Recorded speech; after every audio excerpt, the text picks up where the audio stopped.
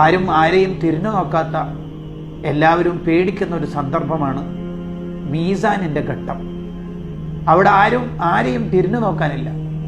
അവനവൻ്റെ കർമ്മങ്ങൾ അവിടെ തൂക്കപ്പെടുന്ന ഘട്ടത്തിൽ നമുക്ക് രക്ഷപ്പെടാൻ കഴിയണം.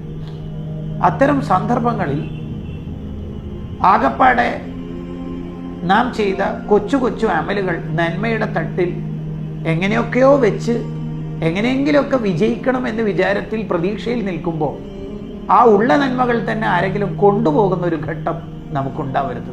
പാപ്പറാവും, മുഫ്ലിസാവും. ആരെങ്കിലുമൊക്കെ ഗീബത്തും നമീമത്തും പറഞ്ഞിട്ടുണ്ടെങ്കിൽ, മറ്റുള്ളവരുടെ സ്വത്ത് അപഹരിച്ചിട്ടുണ്ടെങ്കിൽ, അന്യായമായി ഭൂമി പിടിച്ചിട്ടുണ്ടെങ്കിൽ അന്ന് പാപ്പറായി പോകും. അത് സ്വന്തം ഉമ്മയുടെ കുറ്റമാണ് ഭാര്യയോട് പറഞ്ഞതെങ്കിലും ഇത് ഉമ്മ അറിയുമ്പോൾ ഉമ്മക്ക് വലിയ സന്തോഷമാവും. ഓഹോ, നീ നിന്റെ ഭാര്യയോട് ഇതൊക്കെ കുറ്റം പറഞ്ഞിട്ടുണ്ടല്ലേ എന്നെക്കുറിച്ച്. ഈ മോൻ്റെ അമലുകൾ ഉമ്മ കൊണ്ടുപോകും. നഫ്സി നഫ്സി എന്ന് സ്വന്തം നോക്കുന്ന ഘട്ടത്തിൽ അന്ന് മനസ്സിലാവും, വെറുതെ ജീവിതത്തിൽ സോഷ്യൽ മീഡിയയിലും മറ്റും എൻഗേജായി ആരെയൊക്കെ ഗീബത്തും നമീമത്തും പറഞ്ഞ് എൻ്റെ ജീവിതം കൊളാക്കിയതിൻ്റെ നഷ്ടം അന്ന് ബോധ്യപ്പെടും. അതുകൊണ്ട് കൂട്ടുകാരെ, നമ്മുടെ നന്മ നമുക്ക് തന്നെ ഉപകരിക്കണം.